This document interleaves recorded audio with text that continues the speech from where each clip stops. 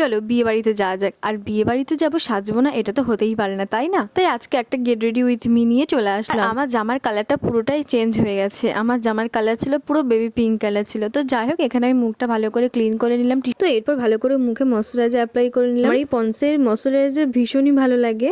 আর তারপর প্রাইমার দিলাম একটু মুখে। আর বিয়ে বাড়িটা যেহেতু আমার বাড়ির পুরো পাশেই, তো একদমই হেভি মেকআপ করবো না, একটু লাইট রাখার চেষ্টা করছি। তো তাই অল্প একটু বিবি ক্রিম দিয়ে কাজ সারলাম, দেন একটু কনসিলার দিচ্ছিলাম। আর এখানে আমার তো পুরো ভূতের মতো লাগছে। তারপরেই আমার মনে পড়েছে একটু আইব্রোটা ঠিক করতে হবে। তো দেখো এখানে ব্লেন্ড করে নিচ্ছি। আর এরপর তো আমি আমার জামার কালারে ম্যাচিং করে আইশ্যাডোটাও বেবি পিঙ্ক কালার দিয়েছিলাম।